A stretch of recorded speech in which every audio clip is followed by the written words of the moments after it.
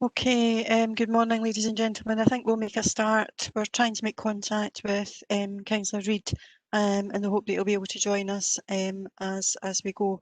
Can I just remind people that this is now being recorded and will also be available on the website. This is our first executive of the new year, so happy new year. Although I think a week in and maybe the Christmas break, it seems a bit of a distant memory, but I do hope that everybody did manage to get a bit of time with family as much as we could and enjoyed the downtime. This morning's agenda, do we have any apologies? There's been none submitted. Yes, that's correct, Convener, none submitted. Okay, thank you. Any declarations of interest? No. Okay, thank you. We move to item 3, which is a minute of the executive held on the 17th of November. Firstly, for accuracy, are we content that's an accurate minute from the meeting? Agreed. Thank you. Is there anything that anybody would wish to raise in relation to the minute? Okay, I've got Councillor Munro and then Councillor Kerr.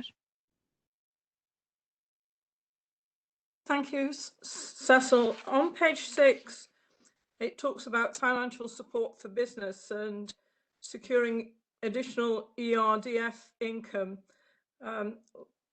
with the proposal to create a Falkirk Council Coronavirus Business Support Fund. I wonder if this is actually being done and whether we could have an update, please.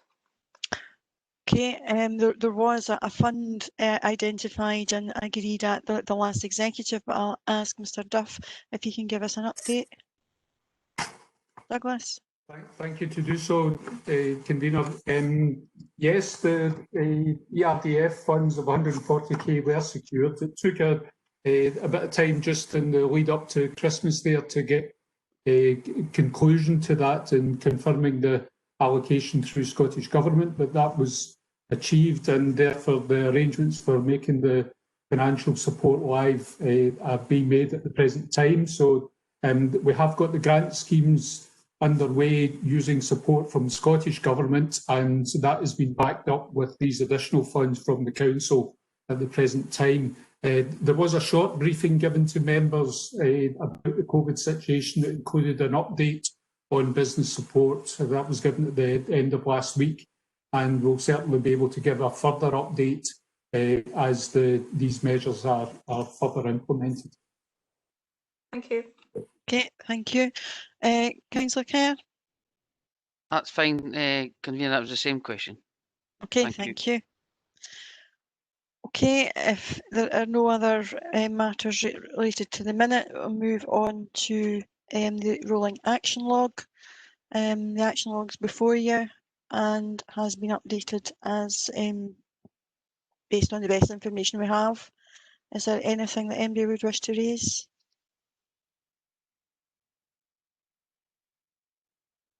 No. Okay, thank you. Move on to our biodiversity and sustainable grass management pilot, and I think Mr Duff is going to take this, but we do have Richard Broadley available too, so if between those two officers will be able to answer any questions related to the report, but I'll hand over to Douglas. Thanks, Convener, and as you say, I will go through the report, but Richard will be able to give some supplementary advice and information on the details contained in the report. So this report presents the output of work that we've been doing to review our grass management practices with the aim of increasing biodiversity and helping contribute towards Council's priorities on health and wellbeing, to help deal with the climate emergency, promote increased biodiversity, and also it relates to our work in reducing our cost of service provision. So we're asking that the Executive approves the review and a set of recommendations, which principally are to promote a pilot scheme targeting 35 sites across the council area, and that we would monitor the outcomes of that pilot with a view to further rollout, taking on board the results from consultation exercise that we would undertake alongside the pilot exercise. The report gives some background on the context to our maintenance of grassed areas. We maintain quite considerable areas of open space, grass areas around residential and commercial properties, in parks, road verges and paths, around 617 hectares with an additional 27 hectares on grass verges. These perform a wide range of functions that, as I say, promote the amenity, leisure, health and wellbeing use, as well as being a base for the biodiversity of a variety of species across the council area. And we've been looking at the grassland practice that we should adopt in the context of the change in policy that has been taken forward by the council, particularly relating to the corporate plan, to the climate emergency, to the local biodiversity action plan, which was consulted on and finalised back in October 2018. And each of those policies reinforce the value of adopting a different approach to the maintenance of these areas, which would allow for increased biodiversity to come forward. And in the Biodiversity Action Plan, we did note the value in amending our approach to maintenance of these areas in order to increase biodiversity, and agreed that we should do further work to test that out. There have been a number of sites where we have tested out these methods to amend the approach to maintenance, converting areas of amenity grass to longer grass and wildflower meadows. And surveys at those sites, around 5 sites in the area that we have targeted, and surveys of those sites have shown an increase in biodiversity with around 43 wildflower species and 36 invertebrates noted across the sites, arising as a consequence of the measures that were implemented on those 5. So we do think there's merit in pursuing a further pilot of that approach, and that has been reinforced by the experience during the period of the COVID lockdown, which obviously we're experiencing just now, but during the spring, summer of last year, there was very positive public reaction to a more naturalised approach than these grassland areas being perceived, and good responses from communities wanting to see more of that approach. So we do consider there's merit in applying that approach, and we suggest that through the review we would look to adopt different methods of maintenance of these areas, reducing the grass cutting, introducing new wildflower meadows, etc. So the review has looked at a range of sites. As I say, there's over 600 hectares of lands that would be maintained, and it's identified 35 sites, which is around 5% of the maintained areas that we have, where we could conduct a more in-depth pilot to test out the different methods of maintenance that could be undertaken. In section 6 of the report sets out the approach that we're suggesting, the different options for maintenance that we would be looking to test through this pilot phase, and it sets out a range of sites that we would propose to target with the revised approach to maintenance. So in some instances, it would simply be delaying the start of amenity cuts or looking to reduce the frequency, or we might adopt a meadow cut, which is allowing only 1 cut per season and then encouraging growth of wildflowers. There might be a more naturalised approach to grass cutting, with 1, 2 or 3 cuts per season, but leaving the cuttings in the ground that encourages more diversity, or in some instances no grass cut whatsoever. So the intention here is to try out these different methods on a variety of sites, and through that pilot exercise learn what we might apply to the wider scope of our maintained areas. It does note that we would, in all instances, maintain the safety and protection and amenity of the public. And so in road verges, for instance, we would maintain sight lines, etc., so that there was protection for traffic and for the interests of the pedestrians. So table 6.4 of the report sets out the variety of sites that we propose to target.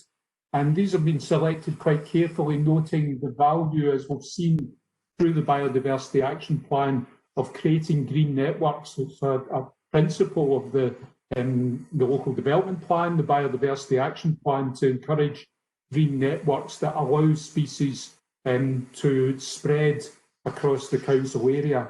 And therefore, these sites have been nominated on that basis, in addition to their own characteristics.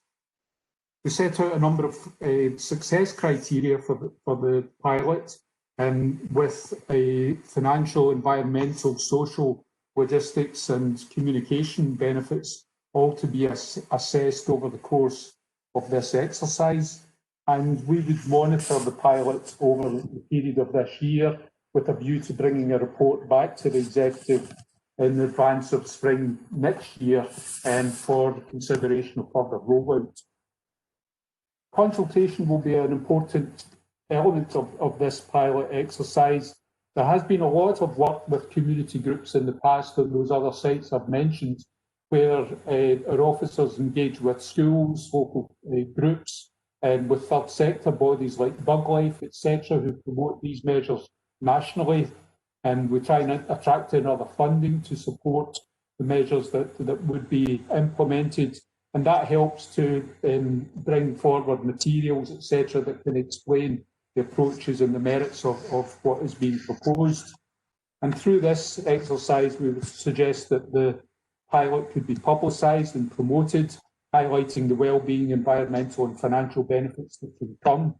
Some explanatory signage at sites that would explain the approach that's intended, collate the feedback, have an online questionnaire that would encourage more public views on the approach that's being proposed, and we would capture all of that feedback for reporting back to the executive, and hopefully with agreement to further rollout. The implications of the report are set out in section 8, and it does highlight in financial terms, we see this year really as being a year to invest in the approach. Through that pilot, we'll need to bring in some additional equipment, etc., to help with rollout, and try and attract some external funding that would support the measures being implemented. And therefore, we don't anticipate significant revenue cost savings in this year, arising from the reduction in grass cutting that would take place. In future years, we would hope that there would be those benefits, and that's been factored into our approach on savings that is being considered at the Council at the present time. And therefore, when we report back, we would intend to say more clearly what order might be achieved through those measures. In resource terms, we would look to engage existing staff in the approach that's proposed and in monitoring its outputs, and we would report again the implications of that. We highlight the risks, and the purpose of the pilot exercise is to minimise the risk to the Council in considering how we do approach this, and consider quite carefully the measures that might be applied, learn from the experience of the pilot, and look to further rollout. Equalities considerations would clearly be important, and if we are looking to further rollout, we would do a full equalities and poverty impact assessment in the course of any further measures. Sustainability impacts are clearly key to an initiative like that, and we're familiar obviously with the climate emergency, with the global biodiversity challenge that is faced and therefore measures like this are very much seen as integral to that approach. There's no need for a strategic environmental assessment, but obviously we would address the environmental effects and the feedback that we give on the output of this pilot exercise.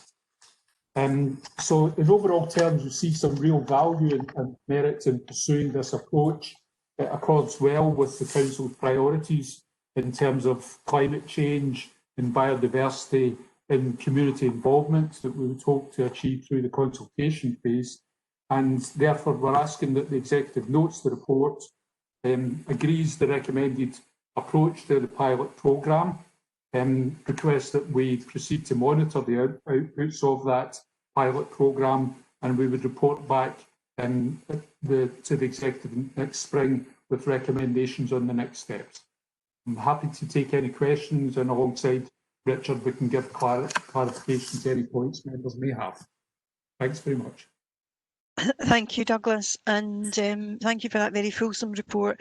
I think this is a very good positive report, and I'm sure it will generate some discussion amongst members. But I will go to Councillor Garner first as the portfolio holder. Thank you, Convener. And first, let me thank Douglas for talking to the report, and to Anna Pertz, our Biodiversity Officer, for bringing this excellent report forward. This report ticks so many boxes, providing places for people, a healthy environment, its biodiversity aspects, and obviously climate emergency. Like the climate emergency we're all fully aware of, there is also a global biodiversity emergency involving a dramatic loss of wildflowers, plants, insects, and invertebrates. Here in Scotland, these include such as butterflies, beetles, spiders, and of course our beloved bees. During the first lockdown, as Douglas said, we probably all witnessed an increase in insect life as we took our daily walks around the countryside. And this to some extent was due to the reduced grass cutting in place at the time. Many people recognised and appreciated this more natural look, and indeed encouraged me to look at bringing a report forward. Having declared a climate emergency and established a cross-party working group, we are all well aware time is not on our side, and this report will reduce our CO2 emissions through reduced cutting, reduced use of machinery, and encouraging plants, which will complement our carbon sequestration study. The Council's open space strategy, approved in 2016, stated that lower intensity maintenance regimes like this would be more appropriate and enhance value for wildlife. This pilot programme of 35 sites around the area will be monitored during 2021 to assess the effectiveness of these new measures. Communication, as Douglas says, will be paramount with communities. It will be essential during this period to raise awareness of why these changes are being made and get the views of the public. I'm sure the Executive will agree the recommendations contained within the report, and I'm happy to move the report. Thank you, Convener. Thank you, Councillor Garner. Councillor Hughes. I would just like to formally second the report. Okay, thank you. I will open up to members' comments and questions.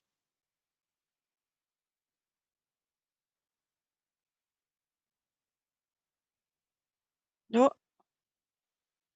Okay, I've got Councillor Bissett and then Councillor Munro. Thanks, Convener. Certainly, climate change is probably the greatest existential threat facing life on this planet, and we're clearly behind climate emergency, we agreed, and fully supportive of biodiversity. Now, I have an allotment, and certainly we plant meadowland flowers to attract pollinators, makes the area look more attractive, encourages insects, and especially the bees. So we're supportive of this project, but we do have an amendment to put up, and that amendment would be that we agree to carry out 3 pilot projects, one in each of the localities. No 35, because 35 seems rather like a project in itself. So we would agree to 3 pilot projects in each of the localities, and to carry out a full public consultation, because we have in the past, as Mr. Duff said, agreed that we would communicate with communities and try and turn the pyramid upside down and give people the power. and also to report back to the executive an outcome of the consultation with full information on the financial implications of proceeding further with the approach set out in the review. So I believe Mr Frawley should have our amendment that he could put up. Okay, thank you, Councillor Bissett. Do you have a seconder for that at the moment? Yes, I believe Councillor Coombs or Councillor Nimmo was going to second that. I think Councillor Nimmo indicated. Mr Duff, I don't know whether Mr Brodley maybe want to see a wee bit more around the pilot projects, the sites, and how they've been made up, in order to be able to get the information and the intelligence around the programme, because I know that they've been very strategically picked. I don't know whether you maybe want to say a wee bit more about that. I think I'll maybe say, Convener, that I pointed out in the report, as you say, that we have selected the sites in order to encourage that we would enable the green networks to be reinforced and to test out different methods. That having a sufficient variety of sites allows us to test out the different maintenance methods that will give us pointers towards the opportunity for wider rollout. So confining the approach to only 3 locations would certainly limit the scope of that and its benefits. And maybe on public consultation, just to point out, there has been a lot of consultation undertaken in the years leading up to this approach. The Biodiversity Action Plan was subject to a full consultation prior to it being finalised. I can maybe bring in Richard to give a bit more detail on the previous exercises that have been undertaken. I think there's 4 or 5 sites that were targeted in the past, and he can maybe say a bit about the approaches adopted there and the role of the community in that, in order to advise of the implications of the amendment as suggested. Yeah, I'm happy to do that. Douglas, thank you, Convener. Yeah, I guess the 35 sites that members see in front of them, just to reassure members that it's not all of the area within all of these sites. It would be significant discrete areas within those 35 sites. And as Douglas intimated earlier, out of the entire area that the council maintains grass-wise, these would only constitute about 5% of that. So it is a very small, it seems like a lot number-wise, but it is a very small percentage of the overall grass area. The numbers, the previous sites that we had, a prequel, if you like, we've got about 5 sites where we've done previous work, working with some of our strategic partners, Buglife, Scottish Natural Heritage and the Green Network Trust. Some of these sites were, and some members will be aware of them, Princess Park up in Slamanan Road, Camelin Park in Camelin, a very significant area, Bonace Foreshore alongside the John Muir Way, some initial wild areas in Zetland Park, Summerford Park in Camelin, and some initial areas up in the Policy Bing, up near Hall Glen and Langthorne. So there's been a lot of lessons learned from these in a variety of different sites already, and that was 5 sites. So in terms of doing a smaller number, the officers felt like we've learned some lessons from that small number of sites we've done previously. And given the small areas we're looking at in the 35 sites, we need to address a range of different management treatments, and there's a significant range, as Douglas outlined earlier, different types of cut, timings of cut or not cut, and it was an opportunity to try and widen that, to get an informed report back to members in a year's time, to try and do that. There certainly was, as with any members, there was a small and probably vocal minority of people who don't like any change, who don't like the perception or the amenity or the look of these areas. What we know is there's been significant peer-reviewed scientific work done on this. We know that the vast majority of council sites are grass cut with an amenity grass cut 12 times a year. Apart from some woodland areas, there is very little space for nature within that. Given the growing demand and the positive feedback, actually largely positive from lockdown last year, these sites have been chosen as some of the larger sites following on from the core parks and the open space strategy. And many of these spaces are very large sites and have been singularly used over the past, mainly for amenity and public use. There certainly is space for increasing more of a biodiversity or naturalised approach in some of these sites. It wouldn't be affecting the sports pitches, it wouldn't be affecting paths, indeed there'd be more paths cut through these areas. And it's an opportunity to try and diversify that approach within these wider sites. And that list seemed to officers, and we worked very closely with Anna, our biodiversity officer, and our roads colleagues in the grounds team on their experience as to what we could do in these areas in terms of their existing machinery, proposed machinery, working with the existing topography of the land or features on the site. So it's very much led by and informed by the site. Douglas has outlined the consultation that we would propose. Clearly we would try and, notwithstanding the current lockdown arrangements, we would try and make the most of social media, citizen space and all the usual outlets, as well as some on-site information.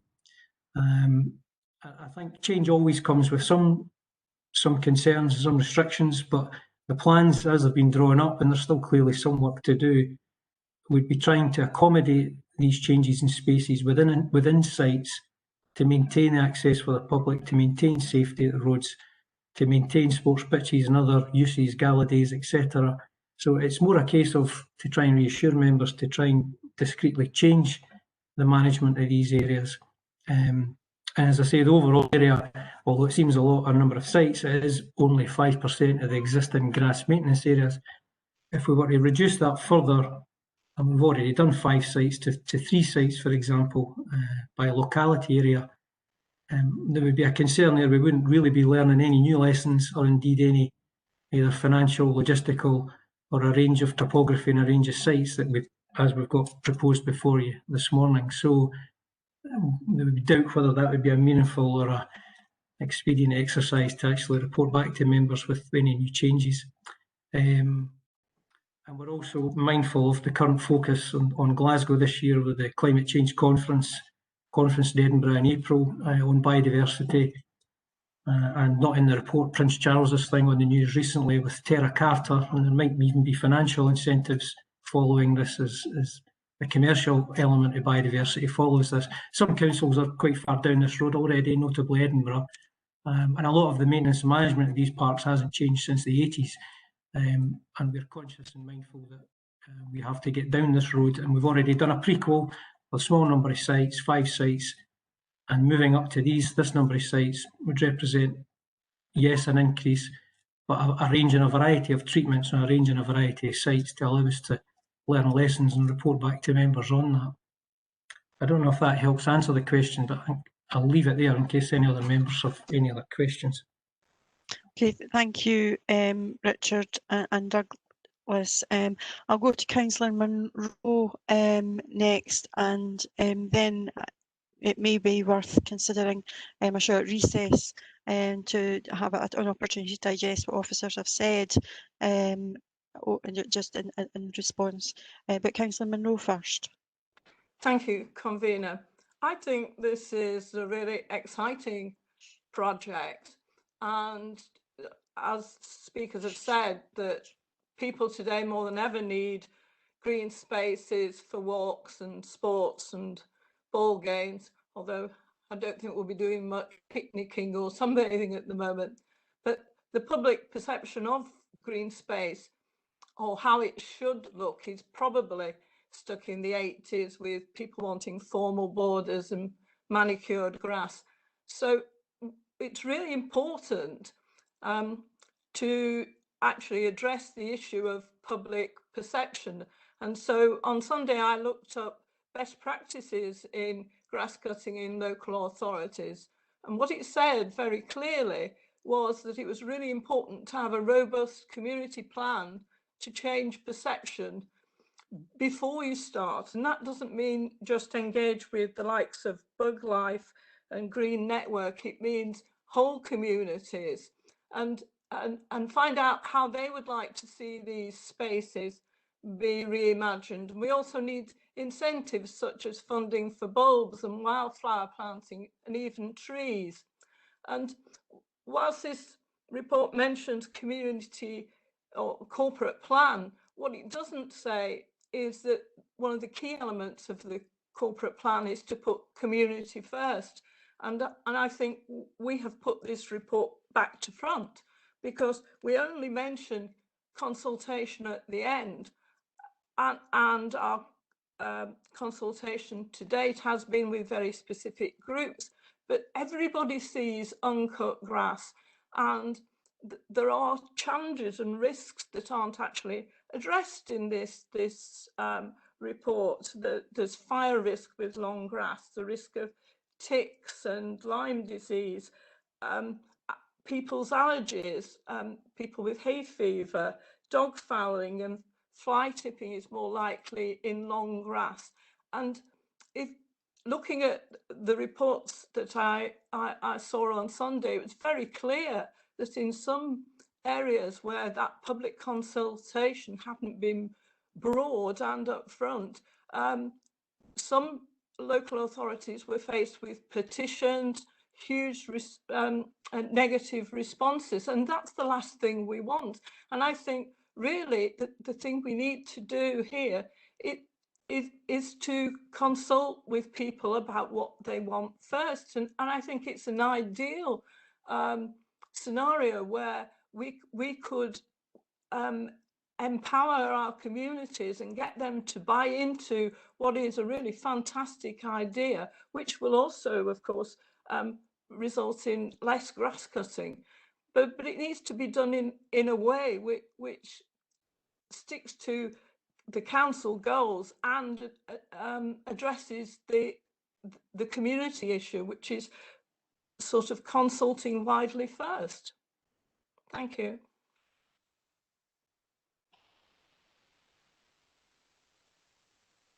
Okay, thank you, Councillor Munro. Therefore, is there any amendment coming forward from yourself? I see Councillor Kerr indicator. Councillor Kerr. Convener, there might be an amendment coming forward from our group, but we would see probably about what you says earlier on about getting with our groups to see if the officers have came back with, or we think that that's covered what we're thinking. Okay, thank you, Councillor Kerr. What I'll do is I'll ask officers to maybe respond to comments by Councillor Munro. Douglas or Richard, who wants to respond first? I'll maybe pass on to Richard. I think Richard's been more close to the management of this, and in particular the involvement of the community. I would say there's been considerable activity and experience that Anna Perks, as the biodiversity officer, and others in Richard's team have over this type of initiative and involving the communities in this work. And I'm sure Richard can give more details on that, the kind of risks and the kind of opportunities that come through that work. Okay, thank you. Richard? I think on the medical side of things, that some of the issues Councillor Munro raised, certainly fire risk, ticks, Lyme disease and allergies, there is some science out there, whether there's increased fire risk with drier summers, that may well be the case with some longer grass areas. It's important to say that not all the grassland changes would be left as long grass. The dog tipping issue, that's something, again, the report, the appendix to the report does highlight these are issues that come out as highly important to our communities. There's no evidence to suggest there would be increased litter. There is some natural synergy here between the report and the consultation that's currently live regarding the review and consultation on the litter strategy by colleagues from Douglas's other part of the service there, and there is clear synergies here with our open spaces and a need to dovetail with the litter strategy, which would cover dog fouling as well. And there may even be some synergies here between longer welder areas and dog fouling, and that's something we've had initial discussions with our colleagues in litter strategy. So that is something we certainly can look at, and this more naturalised areas may indeed lend itself to that. But yes, Councillor Munro's right, there's no mention of the fire risk or ticks or Lyme's disease in here. That's obviously linked to a whole range of factors, personal, whether people have allergies or not. And Lyme's disease is related to ticks, which is related to climate and deer and other factors. So it's very hard to do that on a site-by-site basis, or let alone a strategic report such as this. I think it's probably all I could say on that at the moment, Convener. Okay, thank you. It may be advantageous if members have got any further questions, but I'm happy to offer a short recess to have bits of a further consideration. But I've got Councillor Bissett and I've got Councillor Coombs that want to speak. Thanks, Convener. Thanks, Convener. I wasn't aware I had already looked at a small number of sites. I've maybe missed that in the report. I didn't recall seeing it, or any report back on what the findings were. Certainly, as we've said, it's an exciting project, and it is something that we fully support. You know, we are behind it. We're just conscious that we need to take the public with us, and we need to engage people fully, as we've discussed in under communities. And I think there is a feeling that maybe we're doing this first instead of actually consulting the public. So perhaps smaller sites, 2 or 3 smaller sites, but as Richard's indicated, that we've already trialled some smaller sites. So we'll have to go away and have a wee think about that, and have a wee breakout session. But we're fully behind it, because I mean, I see the evidence all round about us, but you have got to take the public with you, because you know what's going to happen. People will just start complaining, why is the grass not being cut? And there's other issues that will arise, and I think we need to be taking the public with us. So as I say, climate change is the greatest existential threat we face. The species on the planet are being depleted, so we need to be doing something to encourage them to come back. And certainly the bees have been decimated, and as much as I would like to have a beehive up at the allotments, we're not allowed to do that. So I think we'll leave it at that, and we'll have a breakout session, and we'll have a wee chat about it. Okay, thank you, Councillor Bissett. Councillor Coombs. Apologies, I'm having IT issues this morning. I'm not sure if it's my software or the computers. Can I just ask a couple of questions? I was able to listen, but I couldn't see or speak for some reason. Why is the scale so important? Because there seems to be a lot of debate. As I say, some of our members had issues about as a pilot, the scale of it. And I could hear, I think it was Richard Broadley saying that the sites had been chosen specifically, and I think, was it 0.5 of our complete grass area? I can't remember the exact figures, but in totality of our grassed areas, it was quite small. But it seems that, as I said, that was what a lot of members have an issue with. You know what I mean? I'm happy to get Richard to go back over that. And can I just, Coombs. secondly, I noticed that in the report it said that a lot of the time public just thought that the council wasn't doing their job, basically, when areas were left like that. But Anna mentioned that sometimes what they did was they cut borders around the long grass areas and paths through, so that they knew that it was that way on purpose, basically. can we get some advice as to would that happen to all the areas, just some of the areas, or has that not been decided yet? Okay, no That problem. might help to allay some of the fears, that's all, from the public. Okay, thanks, Richard. Yeah, thanks, Councillor Coombs. Just on your first question regarding scale, some of the apologies if I'm reiterating some of the points the members have heard. In terms of the total grass area, the pilot would be proposing changes to the grass maintenance regime of only an area of 5% of the current area at the council grass area from the 620 odd hectares. This would only represent 5% of that, so that's relatively small.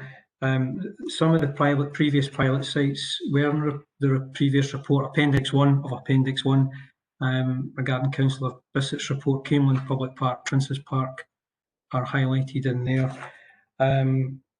The scale is important also for the variety of grounds maintenance treatments that are proposed, and working with our colleagues in Dot Reid's team, there's a range of treatments that are proposed there, which are covered again in Appendix 1 of the report. In Table 6 of that, the options, there's actually quite a wide range of things there, and the variety of sites allows for that wide range of different management options to be pursued and learn lessons from that. And also just purely in ecological terms, moving from the small number of pilot sites that we've already done, it makes sense across a wider area to have the connectivity that Douglas was mentioning. There's economies of scale, obviously, for our staff learning lessons in plant, but there's also economies of scale for the wildlife where we get a critical mass, and just having a smaller number, locality areas are nominal enough in some regards to some members, but certainly have no regard in terms of species, in terms of locality areas. So that spread of sites does cover a spread across the council's area and offers, for example, in some parks, if you look at Appendix 2, councillors, to Appendix 1, apologies, that gives a kind of pictorial example of Hertfordshire playing fields in Denny, and it's really there as one example. We've still got some work to do in the full range of sites here, but that shows members a few things. One, it picks up on Councillor Coombs' point about how the grass management has changed. We are proposing to cut path through that area. We will have verges. There's also an indicative area for a small area of woodland to be planted, which helps with not only nature conservation, but also carbon sequestration as well. But also the wide area of public playing fields and the area of that park closer to the town. There's no changes proposed on that, and that's not on the map. So these areas are, yes, they're not being designed to lose public access. We would try and accommodate verges and even new paths through these to try and highlight areas. We would have on-site signage. And I think given the focus on biodiversity and climate this year, we're probably pushing an open door in terms of PR and press and messages and getting some of that communication strategy out there to members of the public. And having the lockdown last year, there certainly was a vast majority of positive feedback on social media regarding some of the changes, and obviously that was enforced due to the lockdowns, and in many ways the public have seen what it can look like before that. But obviously we're trying to do this in a managed way to ensure that we maintain these spaces and places, and as you say, to try and have edges and formalised looks through it and with paths, and we're trying to accommodate that, and the officers are picking out these opportunities as they review and survey these sites, and they've reviewed the sites in Appendix 1 and the sites, the longer list in Appendix 3. There's still some work to be done on these to constitute the 35 sites, but we're confident we can do that because we've learned lessons the sites in Appendix 1. I don't know if that answers your question, Councillor Coombs. That goes over the scale issue and the opportunities to accommodate paths, etc., to try and make it look it's done on purpose. I think that was the point you were making there, and communicate. Yeah. Well, it does, Richard, and that was a very sophisticated way I'll translate into my simplistic way of saying, so basically the insects need a motorway. There's no point in telling them to go down a wee country road in is, I don't know, Bowness, and then they've got to try and find their way to Denny to the next piece of wild meadow that we're doing the pilot on. I think that's what you were saying about economies of scale and your more technical way of doing it. So to thrive, they basically need that connection throughout the area. The other thing, one final question was, how would this affect jobs, employment? Has anybody spoken to the unions? Don't know who that's a question for. I think that's maybe one for Douglas. I mean, the approach proposed here aligns with the work we've been doing on the transforming our approach to maintenance of our roads and grounds. And so through the Council of the Future project, there's an initiative there on the transformation of those services, and we've engaged APSI in that work to give recommendations on how we take that forward. There's probably three main planks of activity proposed by APSI, which is to work with the unions on amending terms and conditions to modernise the practice there, which would be a balance of how we work across the working week and across seasons. So, you know, a better balance of the provision of services supported by the workforce there. And discussions, trade unions have been involved in that APSI work, and further discussions are going to be taking place with them in regard to the savings options that are coming forward.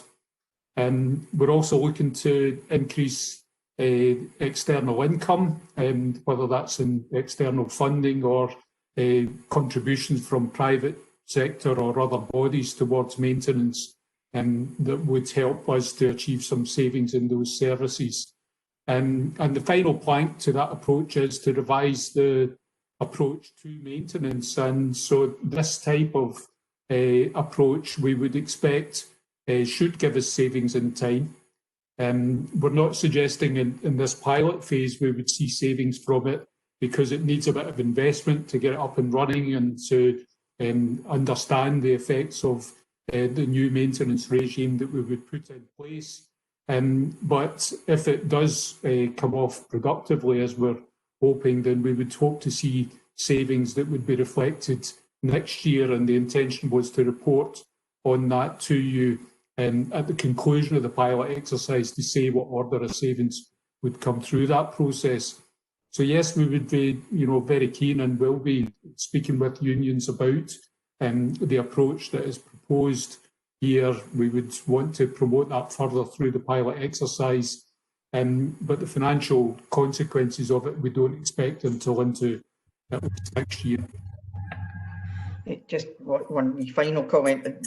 Douglas has just touched on it, and obviously we're just about to go and listen to, I don't want to call him a prophet of doom, but our lovely Brian Smale is going to be giving us more about budgets. And I think that it needs to be clear to the public, and this is what we're talking about here. That's one of my big reservations.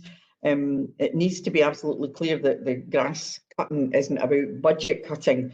And although it may well help the deficit, I mean, I don't want to be political here, but I think we all accept that we're not getting enough money from the government to do what we want to do. And I think that, but we do need to explain that although it may well have some sort of financial benefits, that the main reason that this is being done is for the climate emergency, it is for the planet. And we need to make sure that we don't want to kick this into the long grass, but it would be nice if we could get people, and I count myself as this. I have now turned the corner and I no longer look at weeds, I now look at wildflowers. So it is an education, and I hear, as I say, all of these issues, but if I can be transformed, I'm sure many others can. Thanks very much, Cecil. Thanks, Joan. Kenneth. Thank you, convener. I just wanted to come in on this briefly because, you know, I think this is a really important report, partly because it's got something of a statement of intent about it, about how we intend to move forward. I was really encouraged when I saw this report come forward, and really across the three areas we've spoken about climate change and biodiversity. So we've said there's a crisis, and indeed there is a crisis. So we really need to kick on with doing things about that. Secondly, in relation to communities, and Councillor Munro is right, in the corporate plan, we talk about changing the way we work with communities. And I know that there's been quite a bit of consultation done in the run-up to this and through the biodiversity plan, etc. But working with communities isn't just about doing consultations. It's actually about getting out there in the community, working with them on practical issues. And this seems to be, a really good example of that.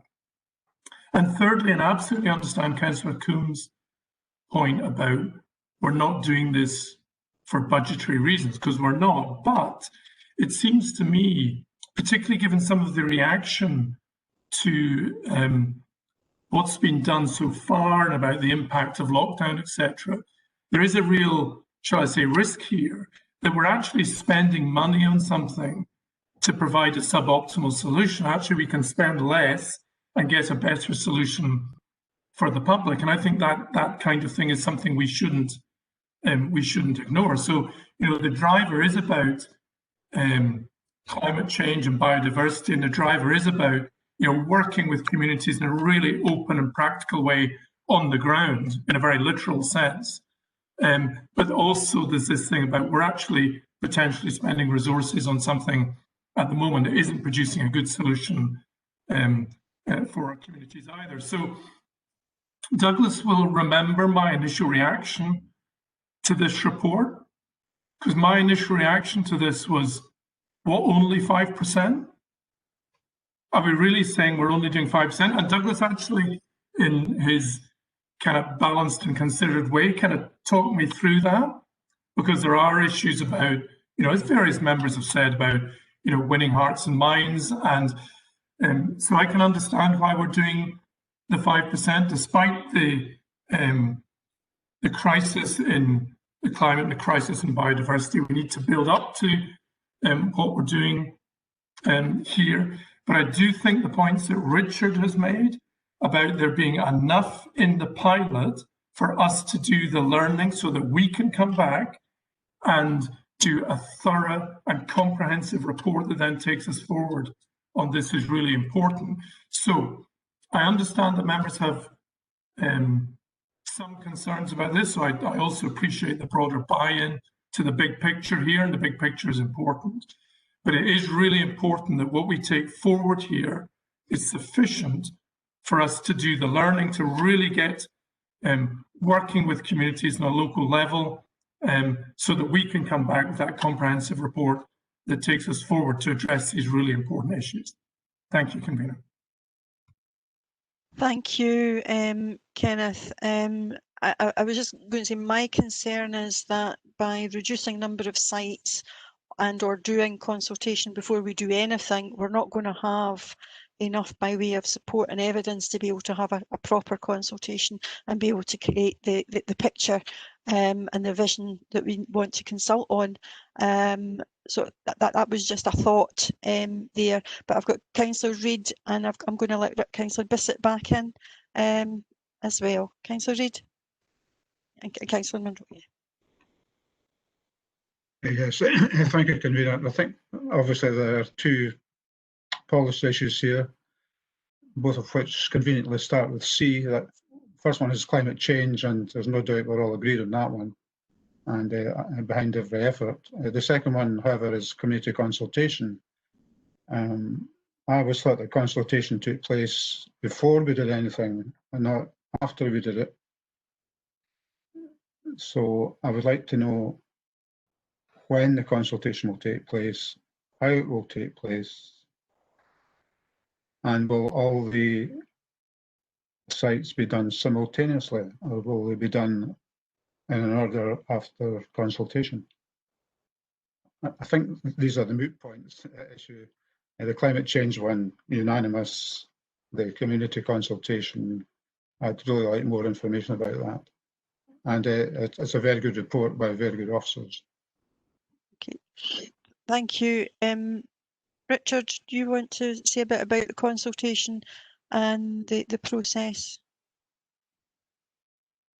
Yeah, just to echo some of the Chief Executive's comments there about the balance between further consultation. If we were to do no further pilots, we would be able to report back on whether people were for it or against it, but actually doing a limited number, the 5%, the 35 sites, I mean, we can report back on a range of the outcomes for success, both the social element, the environmental, some of the finance, the logistical issues or problems that may arise in terms of plant and some of the communication.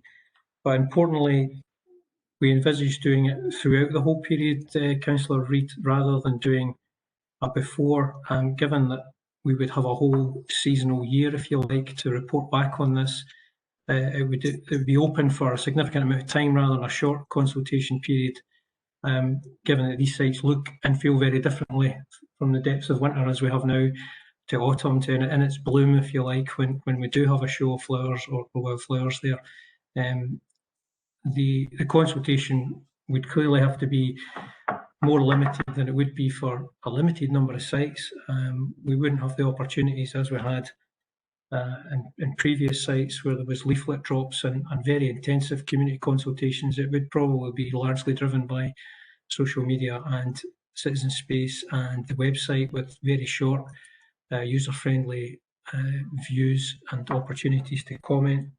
But there's also, as the Chief Exec mentioned, and I think Councillor Monroe mentioned as well, we would like to try and engage as best we can with officers from Planning Environment Unit and our Ranger Service to try and engage where we can. There's already a lot of very active community groups on a lot of these sites, and where there isn't, we can try and target those to try and work with partners to try and generate some. And there's opportunities for some public engagement on these sites, whether it's bulk planting or school work, obviously notwithstanding current restrictions or future restrictions. And that's all part of the message to try and educate, to elicit views.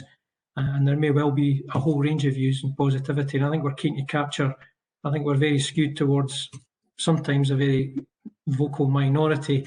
We're very keen to try and capture wider views, which were evident during lockdown, during a full year. Effectively, if this was approved by members today, we would have a full year's worth of changes to report back on. And we would try and capture all these comments and changes from community groups and report back as part of the report back in spring 2022. So it wouldn't be a short before thing, it wouldn't be short during. I think we envisaged it as being open over quite an extended period, Councillor Reid, to capture that range and to give time for a variety of input. And clearly we're constrained by a number of officers we have, and to trying to do that intensively over a number of sites. It's not an insignificant piece of work. So it's perhaps not as intensive as you would like on a smaller number of sites, but we would have to try and match that to the number of sites here. And that's the discussions we've been having with officers, and I think we're keen to do that. We've got a good track record on that in planning environment, and clearly, you know, we've had good successes with our green space before, but part of the success is through community groups and their own media channels and their own social channels to try and promote this, and we would look to try and tap into that rather than reinvent the wheel to work with community groups. And members will be aware of a lot of these community groups already, and where there's gaps there, we would try and address that to do additional consultation where there wasn't active community groups, to try and alert the fact that it was happening before it happened, on-site information, social media information, to try and have a very simple way of people giving their views, whether they liked it or they didn't, what the problems were. And I think it's worthwhile doing that over a whole year, hence the kind of long time before we feed back to you to capture people's views, because we are aware that things do look differently at different times of year. Does that answer your question, Councillor Reid? I'm not sure, to be honest. There are groups in most, if not all, of the 35 areas involved. And in the case of Dollar Park, there has been some consultation.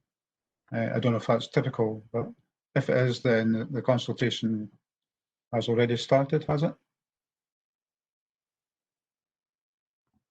You're very closely involved with Dollar Park, so you probably know better than I do, Councillor Reid. There has been some dialogue between the officers and the intentions.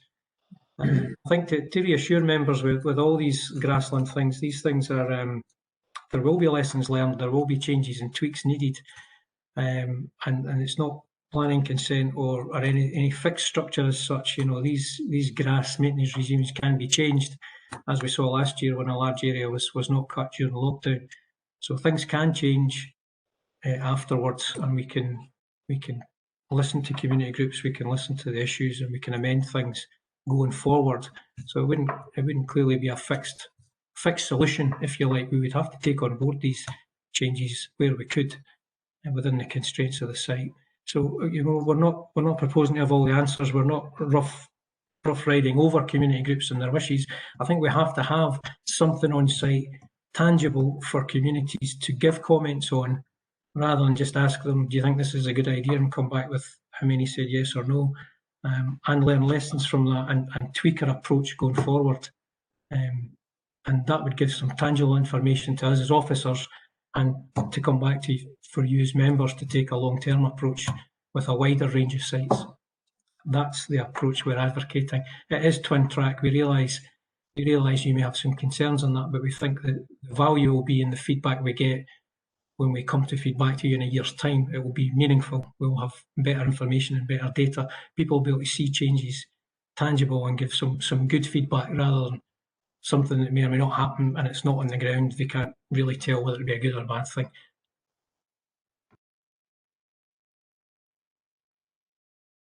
Thanks, Richard. I think that was a very good point that you made at the end there. Okay, I've got a number of people wanting to come in. I've been very indulgent about letting people back in as well. I'm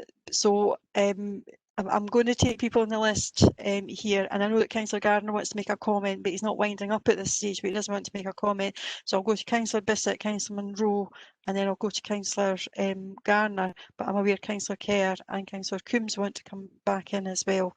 But I think it's a good debate, and I think we need to have it, but just to be mindful we need to keep it structured. Okay, Councillor Bissett. Thanks, Convener. And thanks for indulging me and letting me back in. I appreciate that. As Councillor Reid said, that there is no doubt that we're unanimously behind this. I think everybody is behind climate change. I think it's just really the consultation side of it and ensuring we engage with everybody. And I just wondered if we were engaged with the schools, because the schools I certainly know down at Baseford Primary, they have excursions down the farm road and explore bug life down there and do all sorts of stuff in nature. And it's the kids that are the future, so we really need to be ensuring that we are engaging with them. I'd like to think that we are. And I know it does have an effect on people's well-being.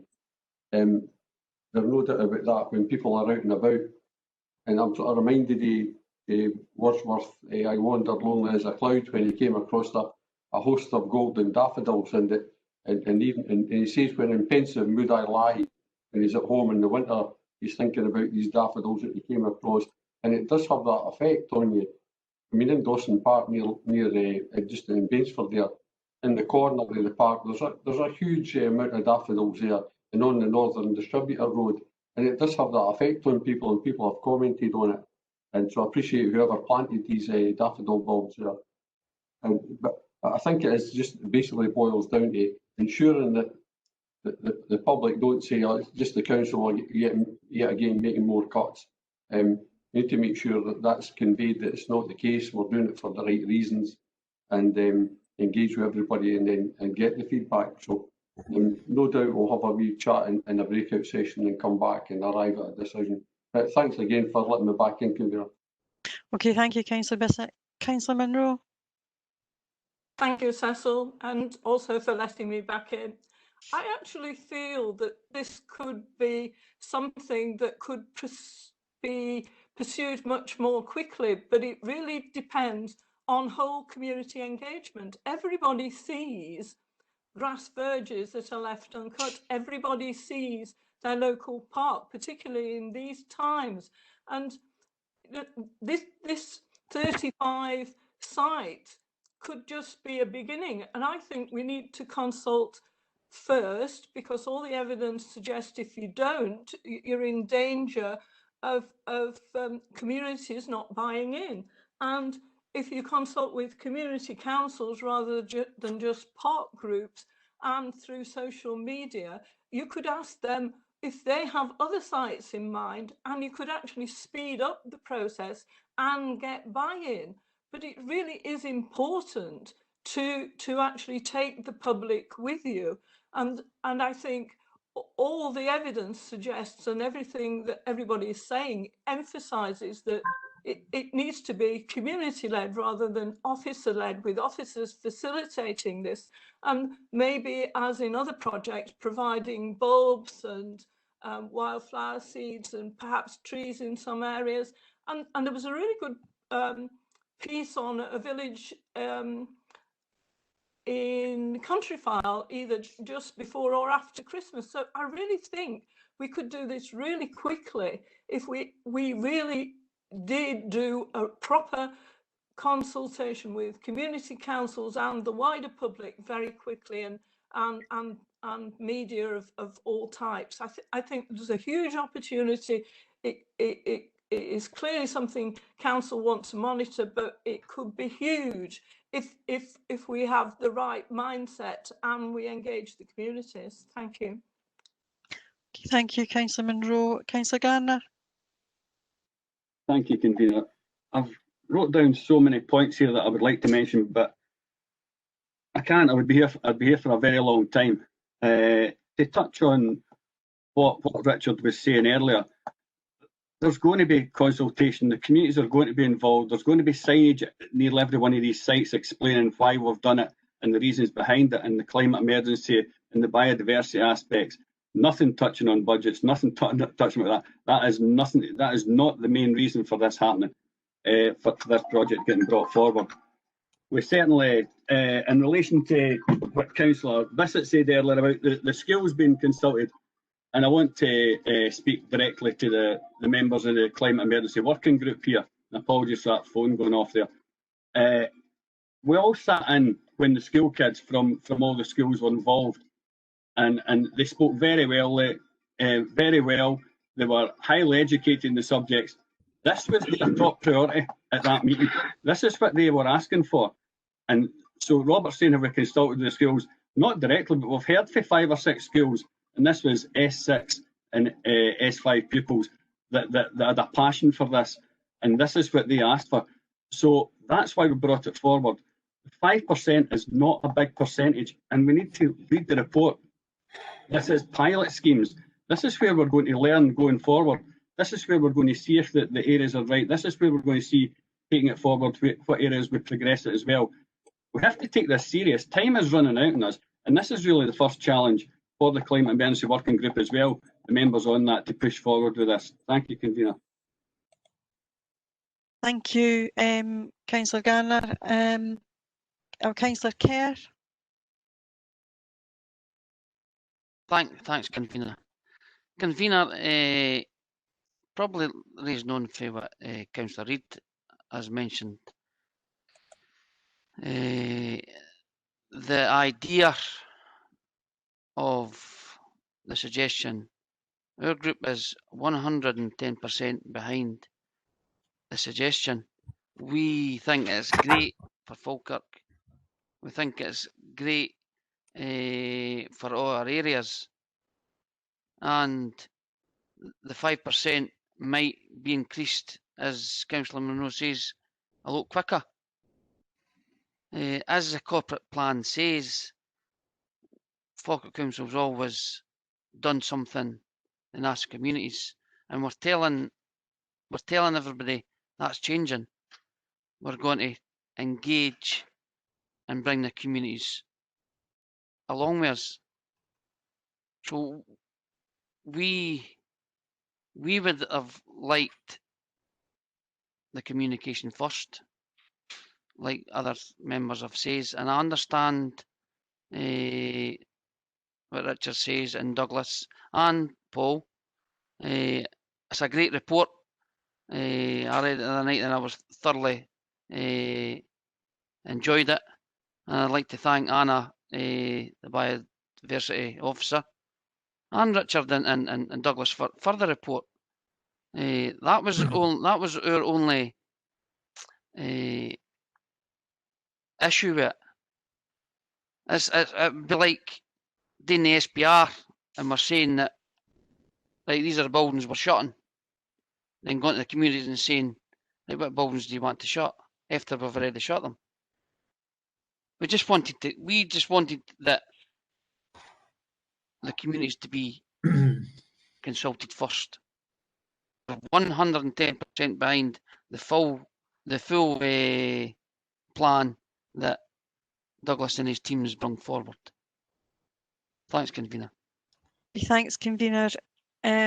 Councillor Munro, and then Councillor Alexander, and then I think we're going to go to the recess. I did promise a recess, and now I've got a plethora of people wanting to come in. There'll still be an opportunity the other side if there's comments. Yes, but Councillor Coombs. Thanks, convener. Paul actually touched on one of the questions I was going to ask was about the signage, because I think that will take a big part of the consultation when people walk past the areas. If there's a physical sign there explaining what's going on and why, because it's those people that will contact us to complain about the mess. So Paul did say that that is going to be on the signs. Is that correct? Right. Okay. As I say, I saw in the report that there was going to be signage, but I think it's very important that it is clear for the people walking past and driving past as to what's going on and why, as part of a consultation. I also think it's important that we all agreed the biodiversity action plan 2 or 3 years ago. I can't remember exactly when it was. And so that has been an ongoing issue as regards, it may not be a specific consultation on this particular pilot, but the biodiversity plan in its entirety has been getting rolled out with communities and various stakeholders. But as I say, my main one was that it was important that the signs on the sites that are affecting the people, I don't know, they could maybe say, you know, we're not weeds, we're warriors saving the planet or something. I don't know, let me write it, it'll be ridiculous, but it'll get the message across. And I think that's part of the consultations, so that people know and understand what's going on there. Right, I'm going to take Councillor Alexander and then we'll go to a recess. If there's further questions or comments, we'll still have the opportunity when we come back. But I did say early on there would be an opportunity and perhaps further discussion for the various groups of officers. But I'll take Councillor Alexander and then we'll go to a 10-minute recess. Okay, I'll keep this brief. Can you hear me, first of all? Yes. Well, not now because you've just muted yourself. You won't be quick enough in answering my question. Can I just say that I've listened to the debate this morning, and it's very frustrating. I signed the very first biodiversity plan for Falkirk, and this has moved on so much further. It's so much more effective, and it's more of what we should have been doing years ago. But there's a process of learning and appreciation of what actually the issues are before us. But I get really frustrated when we get an amendment like we got. Let's take away 90% of the areas that we're going to look towards in this particular report. But it's a wonderful report. It's a wonderful report in its totality. It's not a wonderful report on the basis of its first and fourth, fifth paragraph. It's a wonderful report in its totality, and we seem to have missed that. Consultation, yeah. For me, it doesn't matter if you've got a study, you've got a report. It doesn't matter whether consultations on the first page or the last page, as long as it's there. Because too much in the past hasn't been there, and that's something that we need to to resolve. So we'd be concerned, when we hear questions getting asked about when the consultation is going to be, and then almost the answer ignored, then I get a bit concerned about that as well, because Richard quite rightly said that consultation will be all the way through the process. We need to take people along with us. That's accepted. But how you do that is you take people along with the process as a whole, and a reduction in the areas of that are going to be affected are not conducive to that outcome that you say you're looking for. So I hope that in future reports of this nature, reports of this importance, will be subject to a wee bit more homework done before the committee starts, and also that we'll learn from the process, not just in terms of biodiversity, we'll learn from the process as far as governance is concerned. Thanks, Convener. Thank you, Councillor Alexander. Okay, we'll give mutual groups maybe 10 minutes to have further discussions, and I'm sure Richard and Douglas can make themselves available. I think the issue is really around the consultation in particular, and the need to have the pilot in order to be able to evidence a meaningful consultation going forward with the public. So it's now 11:20, so if we can be back for past. Okay, thank you. And at the same time carry out the consultation. So that's what we've arrived at so far. Okay, which is substantially different from your initial amendment. So I'll take some guidance from Mr Moody once he's had an opportunity to digest that, but I'll take feedback from Councillor Kerr. Thanks, Convener. Richard's input was very helpful in with submissions. We're happy to move forward with Convener. As Councillor Gardner has already stated, it's a win-win for Falkirk Council. And it ticks all the boxes that we need as a eco-friendly council. But we would like a commitment for the officers, if possible, Convener, that we communicate this briefing, communicate with the community councils and other community groups by March, if possible, so that they're aware that this is happening.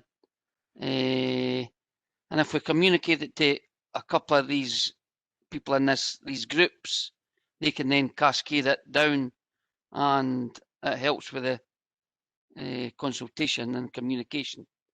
We were just, as I said previous Convener, we were concerned that we were doing things, then asking the communities. But if we can get a commitment to say this briefing will go forward to these community groups, and we are supportive of it, of the proposal, Convener. Thank you, Councillor Kerr. That's really helpful. I anticipate that as soon as this meeting is over, if this is formally approved, then the consultation and the communication will begin immediately, not just with the individual community groups, but in a much wider platform. But I'll get confirmation of what that plan is, and I'm going to come back to Councillor Bissett for a wee bit of clarification in a second. Firstly, Douglas or Richard, can you confirm around the communication aspect that Councillor Kerr's raised there? I'm happy to do that, Councillor. I'm sure we can arrange some immediate briefing and consultation. There is a programme of consultation underway under the Falkirk plan that we could align this with, so I'm sure we could do something. In the recess, Richard was pointing out to me that Anna is a part-time officer, so we need to bring in other resources to help with the consultation process, but we'll look to do that and find routes to get that information out. Okay. Councillor Bissett, could you perhaps outline your proposal again, because we're not very sure what exactly phase 1 is. Just if you can maybe repeat what you'd said. Phase 1 is the pilot sites and outlined on page 43. And perhaps Richard could clarify that, but it is phase 1, and it's Bowness, it's Princes Park, Falkirk, Hertfordshire Park, Denny, and it goes on. There's a list, and some of it's already been done. So we were suggesting that we continue with phase 1 and have the consultation. But it does seem that the Conservatives are keen. Well, we are keen on the consultation, and that's what we want. The only difference between us and the Conservatives and yourself seems to be that we would propose this phase 1 approach. So if the majority is in favour of the consultation, then I don't think our approach is going to work. But that was what the outline was, to look at phase 1 and just carry on with phase 1. Richard broadly maybe be able to explain what phase 1 is, if that's helpful. Okay, I think that would be helpful, just so that we're clear in what's being proposed. Richard, are you able to help out there? Hopefully. Phase 1, from our viewpoint, Councillor, is essentially what we've proposed in these 35 sites. The appendix to the report unhelpfully says appendix. There's 3 appendices in the appendix 1, but both appendix 1, the table there, and the sites in appendix 3, these all constitute the 35 sites, and effectively what's with this report. That is what we as officers envisage as part of phase 1 in this pilot, and then we would report back to committee. And phase 2 would be from spring 2022, the wider rollout, and we would have to present members with details of that. But we see phase 1 as all these sites in 35, in appendix 1 and appendix 3 of the appendix to the report. Apologies on the duplicate use of the word appendix there. So that's my understanding of it. I'm not 100% sure if Councillor Bissett's proposing something different from these sites, and I think it'd be important to clarify that. Thanks, Richard. No, it was phase 1, which was these sites, and but carry out public consultation at the same time. Thank you. And that's my understanding, is what the report is actually saying. Councillor Reid.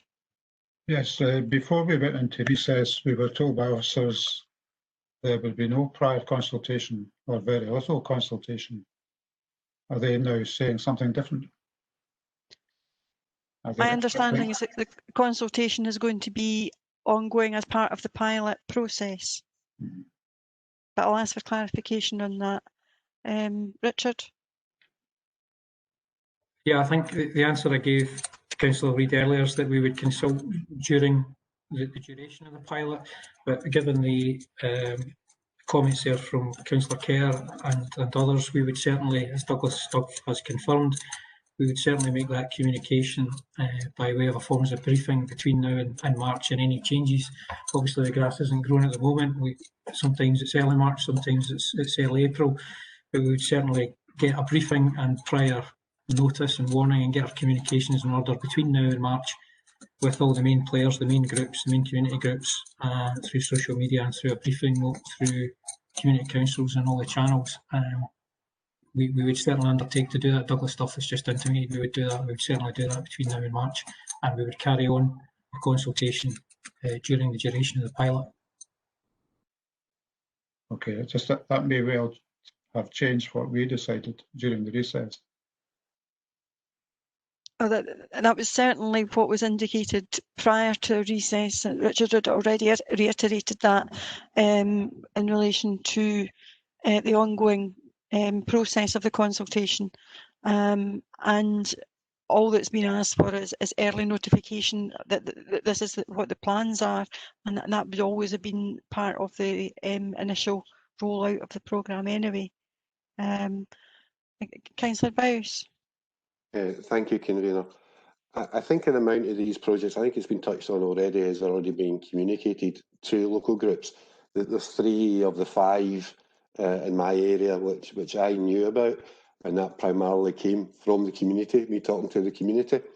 Particularly the one at Finlay Russell Park, which goes down to the Valley Park, where there was where last year I think we agreed that we were going to do a meadow down there.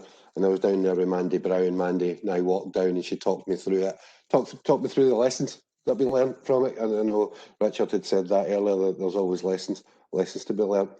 I agree, I don't have a problem with what Councillor Kerr said about communicating to the community groups, community councils.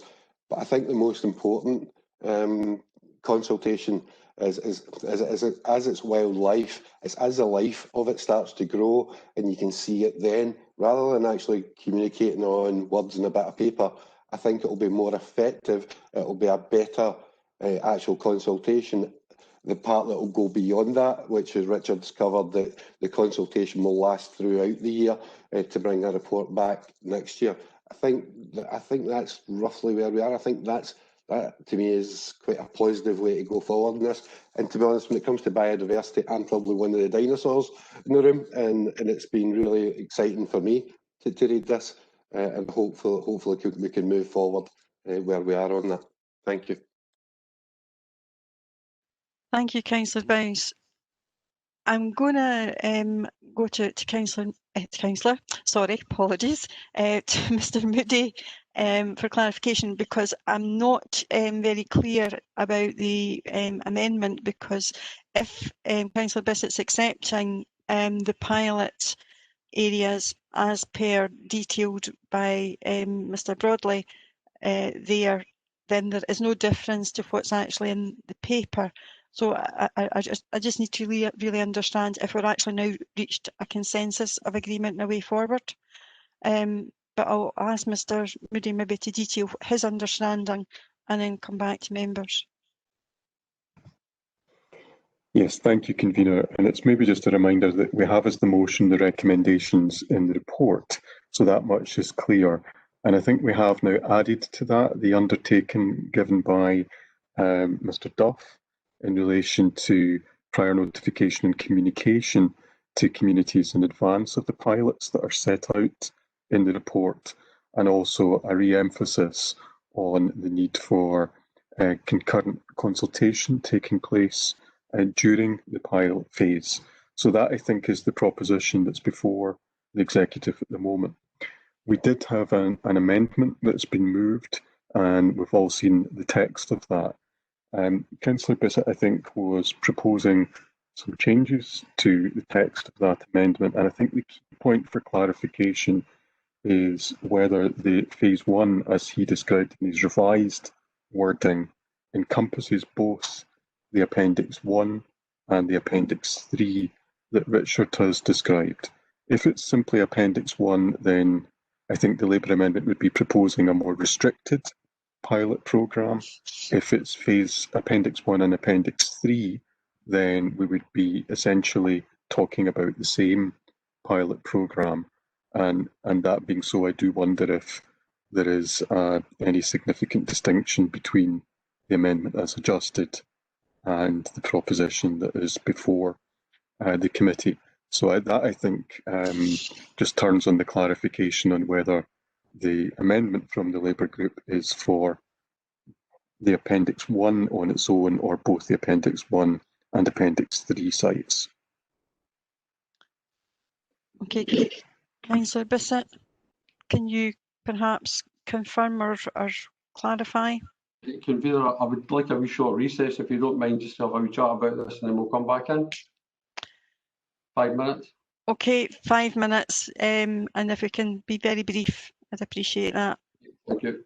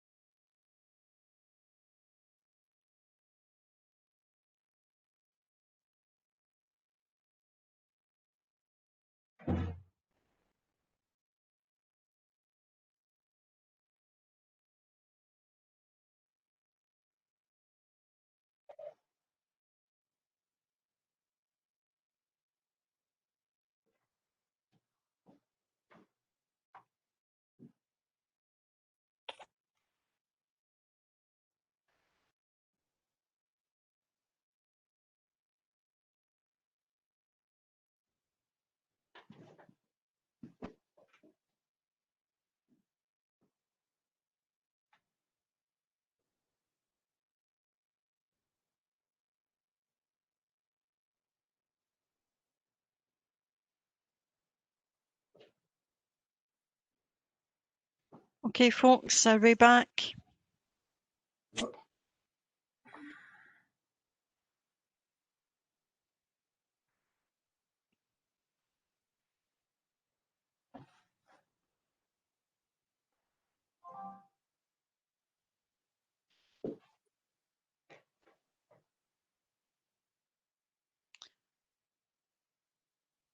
Okay, Councillor Bissett, are you able to clarify things for us? What we were saying, that the first recess, officers had said there'd be no prior consultation. So when we went into recess, we agreed phase one, which is the 35 sites, but with consultation. So with prior consultation, and it seems the Conservative amendment has addressed that communities will be consulted. Mr Duff has said there will be prior consultation to these 35 sites going ahead. So just to clarify that we would support there being prior consultation and with community groups as well. Hope that's a bit clearer. We were just concerned that there wasn't going to be prior consultation. And I think that was outlined to us before we went into the first recess that there wouldn't be. But now when we came back in, Mr Duff has said there will be with community groups. So that kind of clarifies.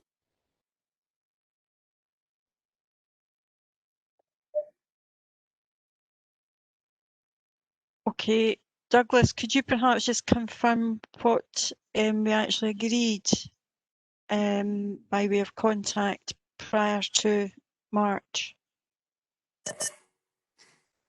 Yeah, and I know that Councillor Kerr is wanting to come in, so maybe I'll interpret what I thought Councillor Kerr was looking for, which I noted was that we would be briefing community organisations and groups of the intentions that are proposed in this report. So we would use this report largely as the content of that briefing and be advising community councils, other groups of the intentions that we have here, and that we will be undertaking this pilot exercise where we would be delighted if local groups and so on want to be involved in the rollout of that phase.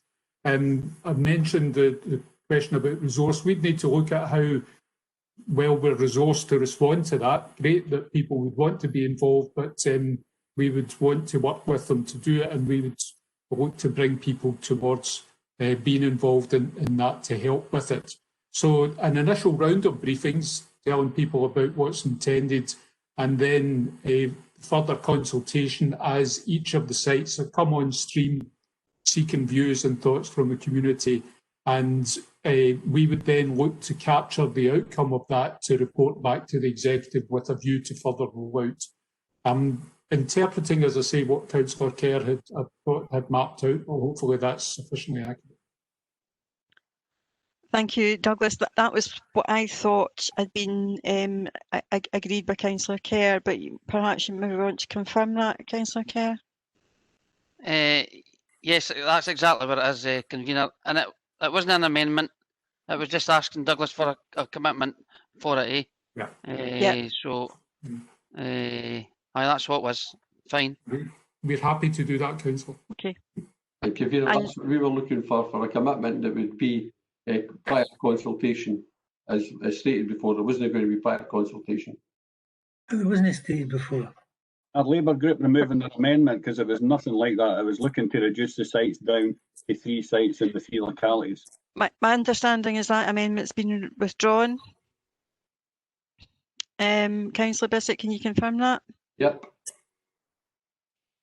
And I now think we have reached a point where there is a consensus across the board with the prior notice and briefings being given to communities and the ongoing consultation throughout the pilot process, and a report back next spring on the next steps and the outcome of that. Councillor Garner, would you like to wind up now? Possibly. I never thought this debate would go on so long. I never thought it would focus so much on the negatives rather than the many, many positives held within this report. I would actually like to thank some of the members for listening to officers and maybe listening to some of the contributions and seeing that this report is the correct way to go. And I'm glad that we've, as a whole, seen sense in the end. Thank you. Okay, in which case, can we agree the report? Agreed. Agreed. Agreed. Okay, thank you. And thank you for the debate. I think it's been helpful, but it has been carried out in a constructive way as well. Now, if we move on to item 6, which is a capital programmes update, and Mr. Smale. Thank you, convener. It's just trip noon, so good afternoon to all. So this is the first of 2 projection reports, the final reports in or for this financial year, one in capital, one in revenue. So dealing with the capital position first, the positions summarised in the little table at the front of the report at para 411, where you can see the movement in the variance, which we'll pick up in more detail later in the report. The subsequent sections 414 right through to 4120 just work their way through the 4110 work their way through each service area and in a very summarised form give you an overview of the position with respect to each project. Go in to explore that initial table in a little more detail in section 4.2 and in particular the paragraph at 421, the table there, where the summarised variance, the 1.589. And then the paragraphs following the table just give a little bit of narrative, fleshing it out somewhat. The table, further table at 425, which is a little bit more detailed, zeroes in on the areas where there's been further slippage, and again, the project, the sum involved, and a short narrative in the columns. In section 3, we touch on the resources, probably the increase in specific grants is the one point maybe to touch on there. Section 4.5 then jumps across to the HRA, council housing, and 4.5.1 notes a further reduction of 2.5 million in the variation, and similar to the format in the general services element, which we've just covered. The subsequent paragraphs thereafter take each of the spending blocks under the HRA and show how that net position is derived. Clearly, there are ebbs and flows reaching that net 2.5 million. Again, as with the general services, there's a section on resources at para 4.6. As we always do, given their integral linkage, we have a section at 4.8 drawing that linkage with treasury management and clearly to the extent the programme slips, which it has, of course, the borrowing consequently reduces, but both the projects and the expenditure and the funding in terms of borrowing are carried forward for a future day. Rounding off the report, we have the 2 capital reserves. The first one dealing with capital receipts, and in the potential to harness capital receipts under the fiscal flexibilities to help the revenue position. And the second one, the capital grants, which essentially is Section 75 contributions. So the both tables summarise the position. So that's a quick run through, convener. And if we jump back to the recommendations at the front of the report at section 2.1, you can see them set out there. Happy to try and address, along with service colleagues, any questions that members may have. Thank you. Thank you, Brian, for this. And it is one of the consequences of where we are in this past year, that obviously our capital programme has indeed slipped. However, I think it has to be noted that the monitoring regime that was put in following the concerns about slippage last year, I think it's a positive. It has worked, has been effective in that the slippage hasn't exceeded much more than we would have expected as a result of COVID. So I think that's a real positive. The project management has been quite robust despite the current circumstances, and I think that's something we want to pass back to officers on that and within the project teams. Obviously, our capital programme is going to be subject of review as we go into the budget round. So this position statement is really helpful at this time in preparing for those discussions going forward. And I don't really propose to say too much other than that.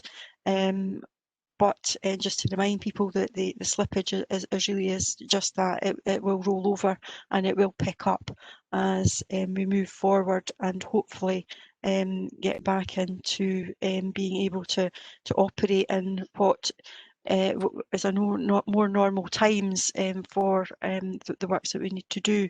But I think we are in a good position at the end of the period around our capital programme, notwithstanding that the pressures that there will be as we look towards next year's budgets and over the 5 years, and the need to review all of that and look at what is needed around our recovery process, and make sure that that is the focus going forward. So on that, I'm happy to move the recommendations, just to note the forecast for the General Services Fund and the Capital Investment Programme, which again will come to Council at the end of this month, as well as the prudential indicators and the external borrowing requirements at this time. And I'm happy to just move those as they are at this moment in time. Can I formally second and reserve the right to come back in? Yeah, certainly.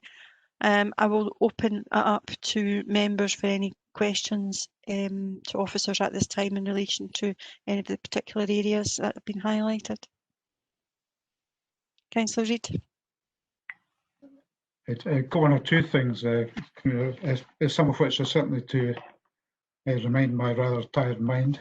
The first of which is the page 52 under planning. That's the external work at the crematorium. Could I be reminded as to what that is, please? Certainly. Douglas.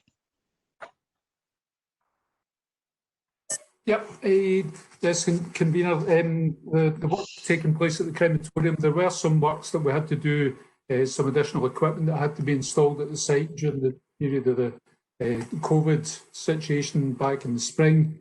And there's some additional work to create a reception facility at the rear of the facility. We're looking at consolidating the facilities for staff at the crematorium. So we have some initial proposals to put that into place There's also been the attendant fencing and so on that we will apply to the site.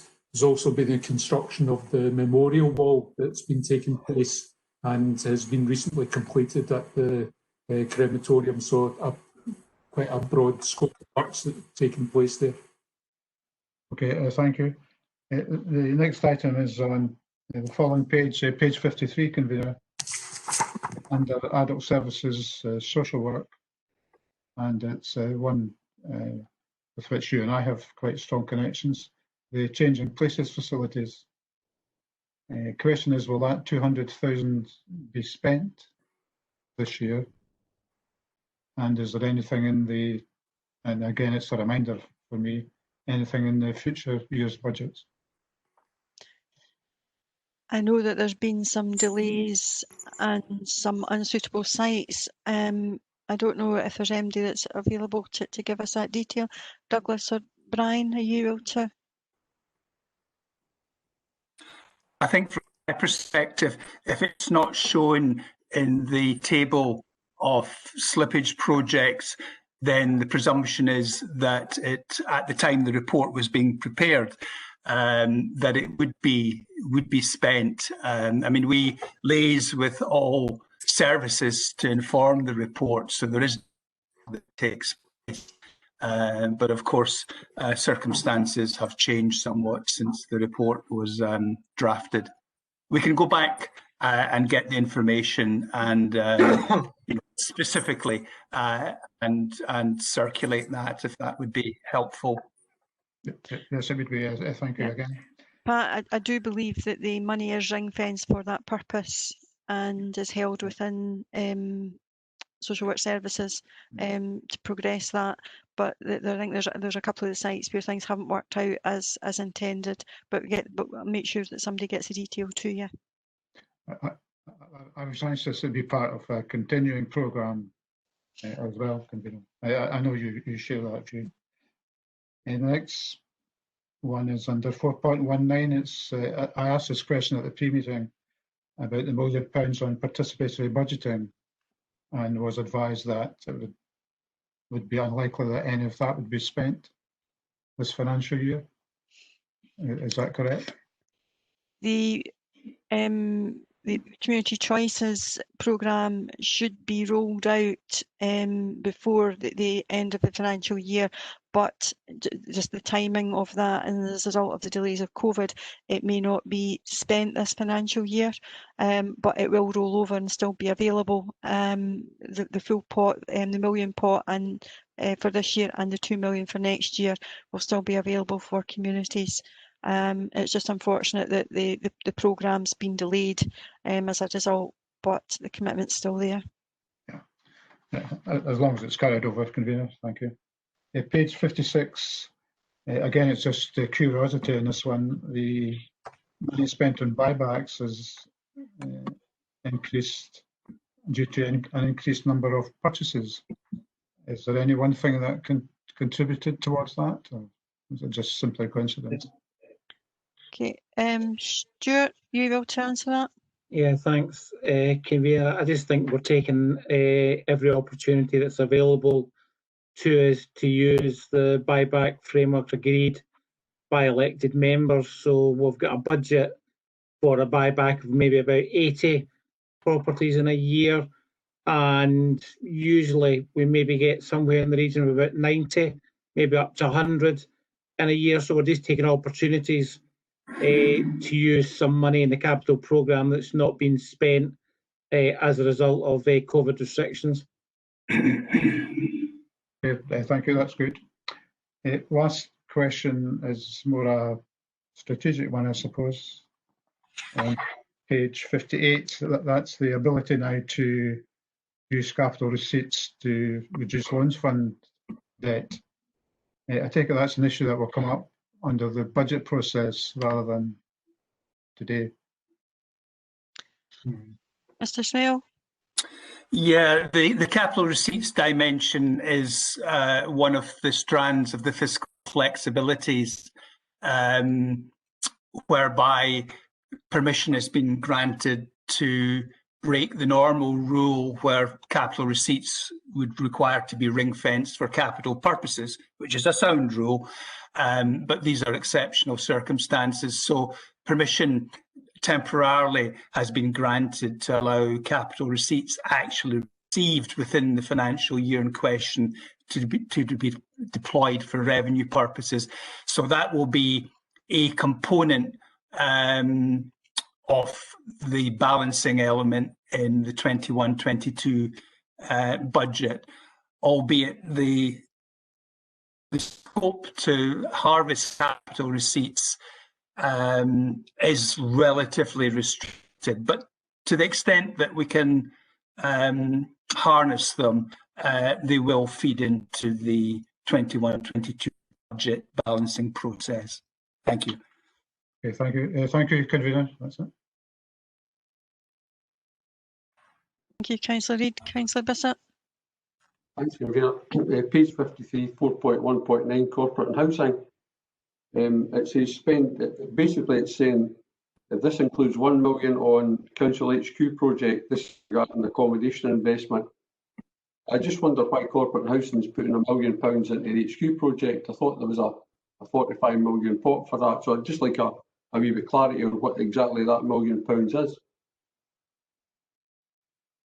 I think Stuart will be able to answer that, but my understanding is that they seem to be the housing area, or the area that hosts a lot of general costs across the council, but Stuart will be able to give us some more detail. I don't think I'm adding much more to what you've said. Convener Douglas might have something that he wants to add, but I can't add anything more to what you've just said. Thank you. Douglas? Yeah, as you're referring to there, and Stuart has mentioned, it's basically that the accommodation investment has been contained within the corporate housing services element of the capital programme. The £1 million that is earmarked in the programme is accounted for as part of the work that we're doing on the HQ. All ties into that business case.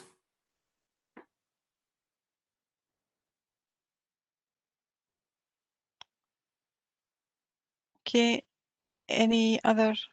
Councillor Kerr? A quick one, convener, probably Douglas, on page 52, regarding where we are with the deer. It's been going on and on. I'm sure not just the local members, but all members would like to get to the end of this. Just at what stage are we at, Douglas? I know it says the reporter, but as will we get any feedback shortly? Douglas? It's probably as noted in the report that, as it's saying, it's with the reporter. They'll prepare a report, and if necessary, there will be a local public inquiry called. I think it's likely that that will be the case, in which case the various parties who have made representations will be able to put their case and have the reporter consider that. That may take a number of weeks to pull together and reach a conclusion to. And thereafter that would or permit the compulsory purchase orders to be exercised. Important to say that acknowledging that we are still pursuing the intention to try and reach the acquisition by agreement, or the licence to occupy that we require by agreement, and those discussions continue in the background. Thanks, Douglas. Thanks, convener. Okay, thank you. Any other questions or comments? Are we happy to agree? Agreed, thank you. Move on to the final item, which is the financial overview, and we'll go to Mr. Smale. Thank you, convener. So this is the second report dealing with the last formal revenue projection for the current financial year. Classically, this has particular significance because of the projected position on reserves, and in turn the interplay with that revenue budget, which will need to be progressed in the coming weeks. So similar to the previous report, this one's structured, dealing first with the general fund and then turns to the HRA. So in terms of the general fund, the opening paragraph there summarises the position with the projected reserves position. You can see at 312, that's sitting at 8.8. And that sits within a strategic agreed framework or parameters of a floor of 7.5 and a ceiling of 11 million. There is a table later on in the report at 341 which just breaks down the derivation of that sum in a little bit of detail.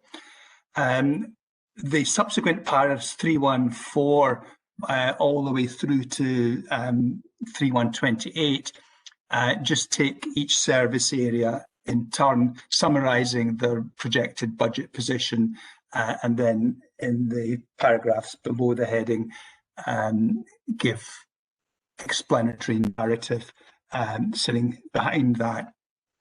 I won't go through those, but it's maybe worth just noting or highlighting those that have the more relatively significant figures in terms of contributing to the overall position. The first one is children's services, perhaps unsurprisingly, as our biggest service area. Following that, development services, also showing quite a significant sum. Later on, there's a section dealing with the RSG position, which is dramatically distorted this year, as indeed most things are with COVID, because of the multiple individual, largely earmarked revenue streams that are coming through, and they're captured in that section at 3120. Maybe also worth mentioning the trust and its members will recall agreements being reached to fund the trust projected deficit in the current financial year. Clearly, their position has been materially impacted insofar as their revenue generating capacity has been totally undermined.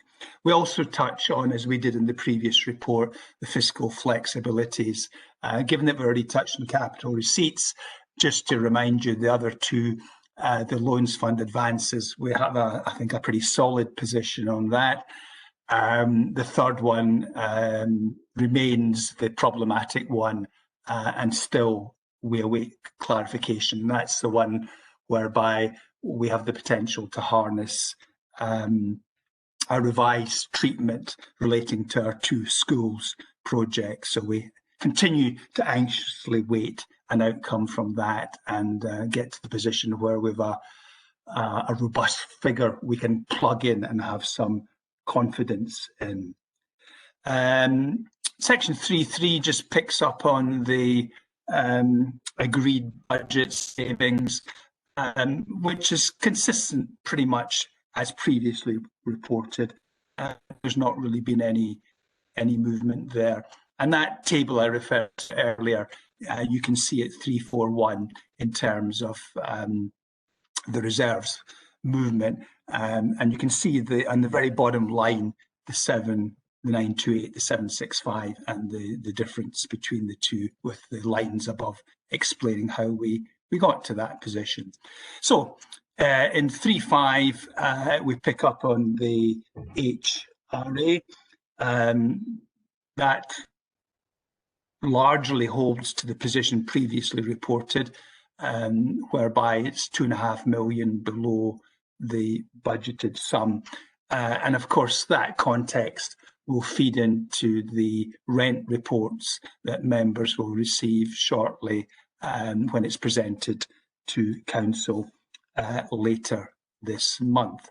So that deals with the projection elements for the current financial year. In section 3.6, we turn our attention to the imminent budget, and a couple of strands there. It doesn't go in any great detail, it more sketches the various dimensions, the size of the deficit, the fiscal flexibilities, which we've touched on, the Scottish Government budget date, which is not too far away now, 28th, where at least we'll get an initial assessment of what our grant will be. There's clearly the ongoing work of the Member Budget Working Group and a reference to zero-based budgeting as well, which continues to be work in progress.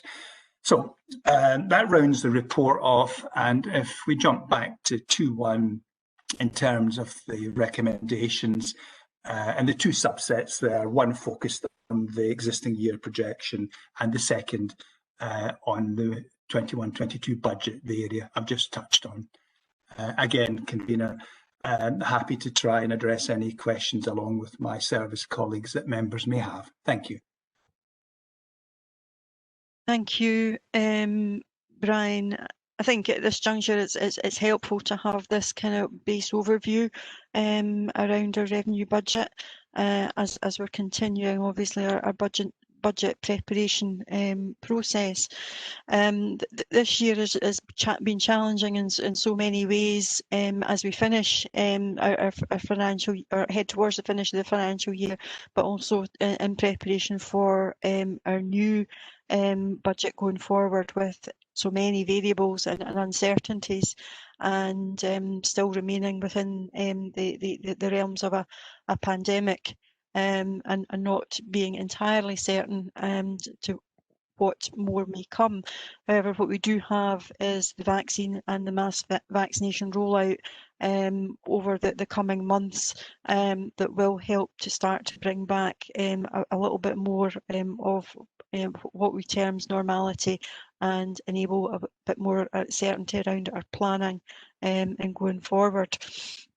What it does leave us is very much with a job to do around recovery, and that's not one that the council can do alone, but has to work with all our statutory partners as well as the private sector, and being able to stimulate our local economy to get back on track. Therefore, it's going to be really important that we look at where our priorities and for investment are and going forward into our new budget. However, notwithstanding that process, we do have our current financial overview as a baseline, and that gives us a clear indication of where we are and to what we need to do going forward. Most of the information that's contained within this report has already been trailed with members through the members' briefings and through the budget working groups. It doesn't necessarily make the job of designing our budget going forward any easier, but it does give us some information to base our decisions going forward on. In relation to the housing revenue account, notice we've got obviously the underspend, and that will be dealt with when the proposals come forward at the end of the month, and around the investment and rents accounts, and I'm sure members are already working on their thoughts around that. So I thank you for the preparation of this. There's a lot of information in it, and I dare say members will have a number of questions and clarifications on this going forward, but I'm happy that we note the report going forward, and this is used as our baseline in preparation for our budget proposals. And we just have to be mindful we have some way to go on that. Well, we will get an indication on the 28th of January from Scottish Government about what our allocation is likely to be. That further work will have to be carried out during February and before we get to a final position. And there may well be iterations then throughout the year to amend our budget just because of the circumstances that we're in, and have to continue to react to the changing climate of COVID as we go forward. So I'm happy to move the recommendations. Councillor Bowes. Thank you, Convener. Keeping it simple, I'll formally second and reserve the right to come back in later if required. Thank you, Councillor Bowes. I'll open it up for any members' questions.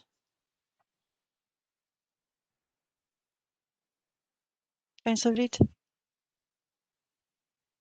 Yes, thank you, Convener. It's noticeable that loads of people have fallen into debt during this period through no fault of their own. And I think our experience of our own finance department is that they handle the situation very sensitively. However, when those debts are passed on to the sheriff officer, shall we say he's somewhat rather less sensitive. And I think somebody warrant immediately adds 10% to the debt, and then he pursues them with some assiduousness, shall we say.